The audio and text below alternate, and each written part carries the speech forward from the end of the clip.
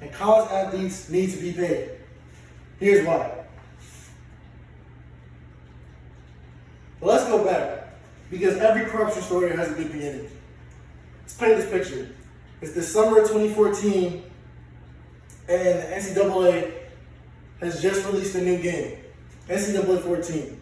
This is a popular game students play every year, but people are complaining, which they should, that the athletes that are in their likeness, that are in that game, are not receiving any money. Because the NCAA is using it for commercial use. The NCAA, whoa, hold on. The NCAA is saying, hold on, we give you this game, we give you the fame, we give you video game characters. But video game characters are not enough for you tearing your ACL. Video game characters are not enough for you breaking your tibia bone or your fibia bone or whatever bone in your body to have a career-ending injury. Video game characters are not enough for you to blow out your knee and the doctor says, hey, you can't play again. Video game characters are not enough for the doctor saying, hey, you tore your Achilles, you may never walk again. So, Ed O'Bannon actually stepped up and filed a lawsuit against the NCAA because he felt that the NCAA was wrongly using the athletes' commercial use, their likeness, and their image to sell a product, to sell a licensed product that they were receiving money for. So a month later, August 8, 2016, they sent it to the judge. Apparently, it gets rejected because it violates NCAA's antitrust laws. These are the same laws that said, hey, you can sell the student athlete's image for your money, for your school, and they're not paying you. It's the same laws that said, hey, even though the athlete's put in countless hours and he blows at his knee, still sell his jersey for revenue. Maybe you can pay someone there. Does that seem fair to you? No, it doesn't. So, this lawsuit went through many trials. It got approved, it got passed, approved, passed. Rejected, approved. And finally, they can elaborate it. On March 8, 2016, the Supreme Court said, no, we can't do this because it's a violation and student athletes want to go correct. When they, in fact, don't know that. But this upset some people. This upset some states. And there's a desire of people to make a change to better life for student athletes. There's a desire of people to say, hey, this isn't right. Student athletes need to be paid. And they do. So, one governor in California actually signed a bill on live TV saying, hey, NCAA, this isn't right. I'm going to sign a bill to protect our students. And this bill is called the Fair Play Act. The Fair Play Act introduces student athletes to have representation for them to receive compensation for their commercial use, for their likeness, for their image, and commercial use, and them to receive compensation. Because they're the ones putting in the work, not the NCAA. Remember that. The NCAA doesn't get there. They are known for being a corrupt company that just says, hey, we can give you extra practice days, but we can't give you money to fall back on because we think that's illegal, even though you work hard for it. So, NCAA in response to this, NCAA said, okay, if you sign this bill, if you pass it, then starting in whatever the law was passed, it's 2023, all California universities are banned for the postseason. California didn't think it was fair, neither the rest of the country. So other states desired to follow suit, such as New York. A week later, actually, passed the same bill. Georgia passed the same bill. Texas passed the same bill because they know what's right for their students and for their universities. Now, this actually pressured the NCAA to open the case back up. And they actually passed the law, they proposed a law, or proposed a bill this past October, in October 2019, the NCAA opened back up the case saying, okay, maybe we should rethink this whole idea. And so now they're moving in the right direction, but it's still not enough. We need affirmative action now, because every day an athlete's career is lost and they don't have any money to fall back on. So I believe there are some benefits to this that the NCAA is not looking at. So let me present them to you.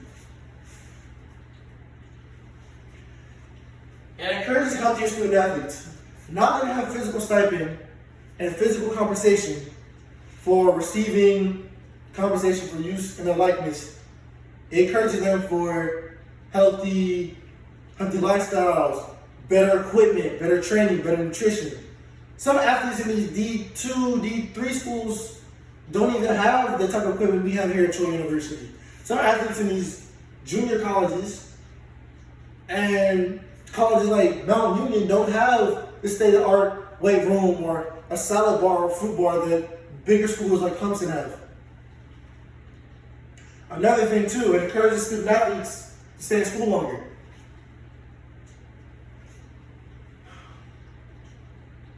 Normally, student athletes leave out their junior year and don't have anything to fall back on because of the eligibility rule for their major league and minor league leagues that are trying to join because of the eligibility. It states that you must be at least in school for 3 years or be 1 year removed from college to support themselves. That's why all of these players now are going overseas, because they can A, make money and they can support themselves, unlike the NCAA, which they need to get these college athletes. Why do you think that why do you think every young teenager is not moving overseas? Because now they can support themselves. The NCAA needs to do what's right. Another benefit, it will lower tuition rates. Now you're saying, how would that work? Well, let me tell you. First of all, since athletes are not receiving money, they can now afford to live around the space that the college gives them. So now they don't need to receive money from their parents or receive just a bi-monthly stipend from the colleges. They now receive it, so they already have a conversation. They can now afford to go buy better nutrition. They'll buy food if they're running low. They don't have to rely on a meal plan in college because maybe some athletes don't like the food. So now they actually have something they can live off of, they can benefit off of. Finally, it can create college credit towards graduation. Now they have conversation, most athletes have credit after they graduate. So now they actually have something left over and something to build off on when they graduate and they go off. Because most of these athletes are just left them on the street and training just for a chance at a contract. It's not guaranteed. Now the biggest question, how do we resolve this? I think there should be a pay-for-play scenario. What is a pay-for-play scenario? A pay-for-play scenario is when both parties agree on how the stipend should work. So first, in order to satisfy all parties included, the negotiation will need to be made. The first would have to agree that this is it. There would need to be more added incentives or pay raises. What that means by that is there should be a set amount of money that the student athletes need, and they're allowed to have. So if the athlete does have more compensation, then you can go into that and say, okay, maybe we should look into this because that's not what we like to get. It's like an allowance. It's like an allowance. You know when you were little and you got money from your parents, and they would say, okay, if you go over this, you're on punishment, and they only give you a certain allowance. It's like that. It's like that. Only give them an allowance for which will qualify for brand exposure, which will qualify for geography, region, and conference. Now, you're probably wondering, okay, what about the little D2, D3 schools? Well, interesting. They should actually, contrary to popular belief, they should actually have more of an allowance than the bigger colleges because they are so underutilized medially and statistically. Because let's think about it.